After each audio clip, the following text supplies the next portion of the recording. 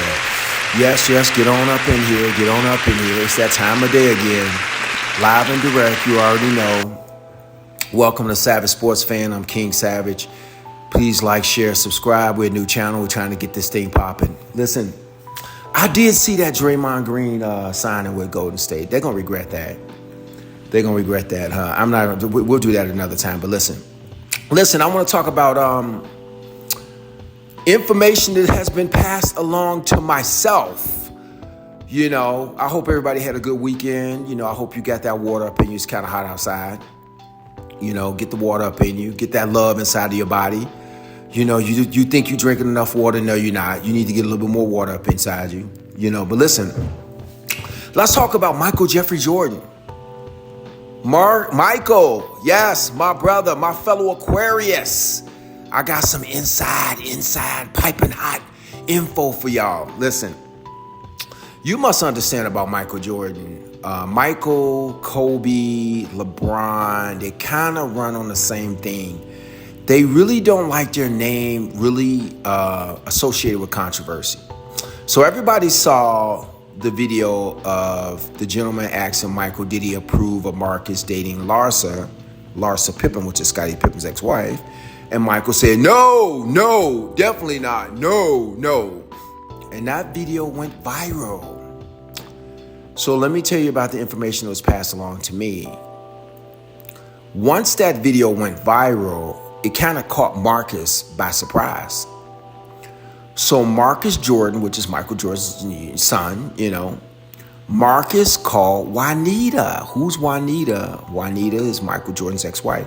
If you did not know, they used to call her Funky Breath Juanita. Funky Breath Juanita is what her name was. Actually, she went to school with my sister, but that's another story. So Juanita, I'll say allegedly to that because I don't want to get sued. So Juanita calls Michael. Michael calls Marcus. We got a lot to unpack here, so let's undress this. So when Michael called Marcus, he actually apologized to Marcus. Because why? This is a viral video. That's something that should have been discussed behind the scenes. Michael told him he disapproved of the reality show, the podcast, blah, blah, blah, blah, blah. He kind of schooled his son on, you know, he does not want the family name associated with any type of reality shows, any of that stuff. And Michael had to remind him, this is an older woman. She has a bigger agenda. She might be trying to write a book down the line. She might talk about things in the Jordan family business that shouldn't be discussed, blah, blah, blah, blah, blah, blah, blah, blah, blah.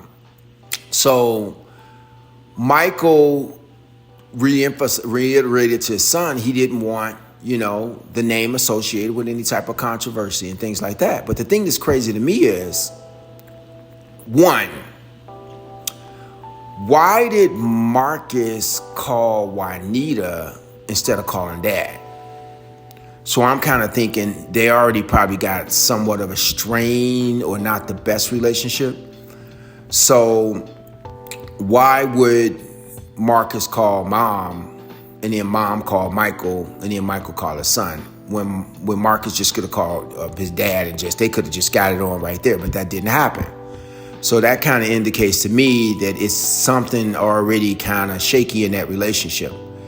But Michael was the one that created the controversy because he responded to the gentleman about not being approving of the relationship, which created a viral video, which created controversy, which is what he's yelling at his son about.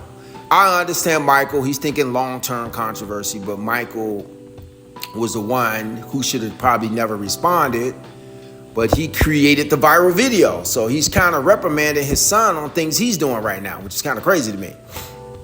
So, I am going to talk about the Chicago Bulls. Hold on tight. The new Chicago Bulls. We got things to go on that. This is going to be a Chicago Monday. A Chicago Bulls in-house Chicago business. 773 business, 312 business, 630, even though that's the suburb, 312, all that good stuff. So Michael and Marcus kind of just, you know, you must understand, Marcus is the younger Michael. He's kind of short-tempered. Same way Michael was, but Michael's short-tempered with talent. Marcus is just short-tempered and he just happens to be Michael Jordan's son. So, just to put that in perspective. He's always been more the defiant one, butting heads with Michael. So they had their conversation about how Michael felt like, the family was just going to let this thing play out. They thought it was going to fizzle out. They never thought that it would be where it is right now. And he's kind of telling Marcus, look where you are now. Where could this thing be in another year? You might be talking about proposing to this thing. You feel me? So my understanding was it's been some conversations between Michael and Marcus about this current situation, and the family does not approve of this whole situation. Now, I'm hearing that Michael and Larsa have been around. I don't want to say a lot of functions with the Jordan family, but it's been a few, and Michael has been present, and everybody has been cordial. Everybody's been cool with Larsa. It hasn't been no funny business, but everybody's just sitting back. Marcus has a sister. Jordan has a daughter. Everybody's been in Marcus' ear. You may not know that, but, Marcus is his own man. He's his own man. But what I'm hearing is, if this thing gets to another level where they talking about walking down some aisle, it's no question Michael Jeffrey Jordan is going to cut his son off. It's over. OV, baby. The way we say on the streets of Chicago, OV. Over. He will cut his son off if he thinks Michael Jordan is going to be standing in some wedding while his son marries Scottie Pippen's ex-wife. That is not happening, homie. That's over. But here's the thing. This is so shocking to me. Michael Jordan had to remind Marcus about controversy around the Jordan name. And Marcus grew up in the same house as Michael Jordan. And everybody around the business world, before Michael even got that Charlotte team, Michael has always been a ruthless businessman. He sued a lot of businesses in Chicago for using his name and likeness.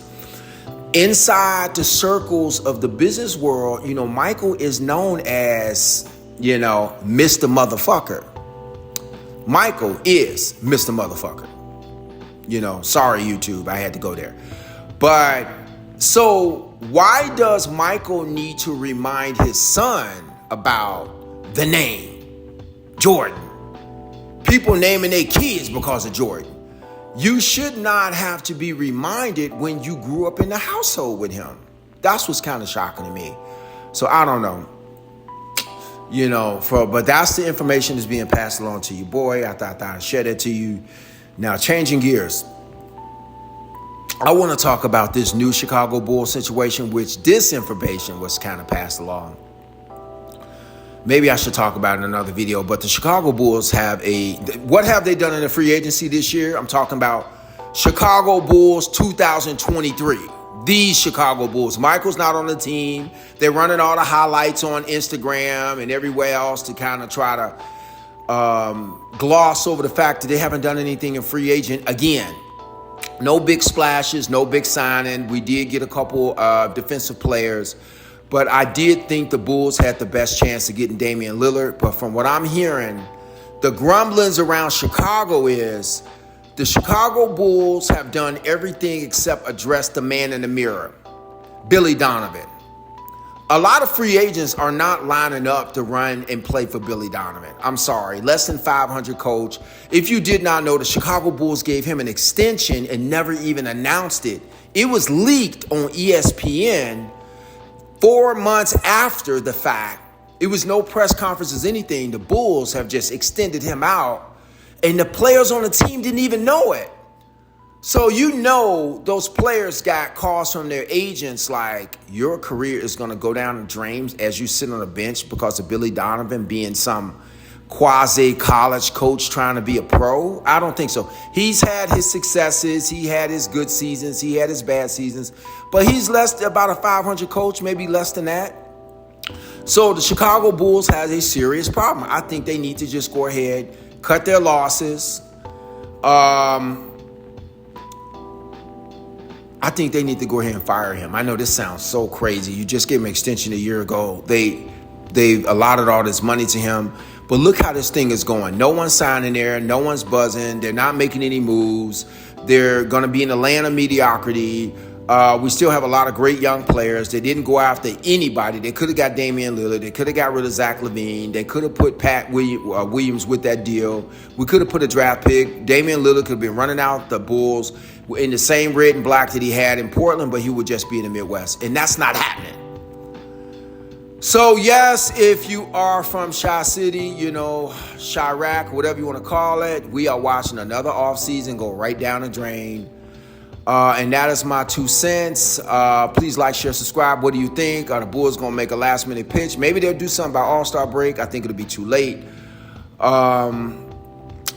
Until next time, in between time, drink that water, stay safe, and I'm out.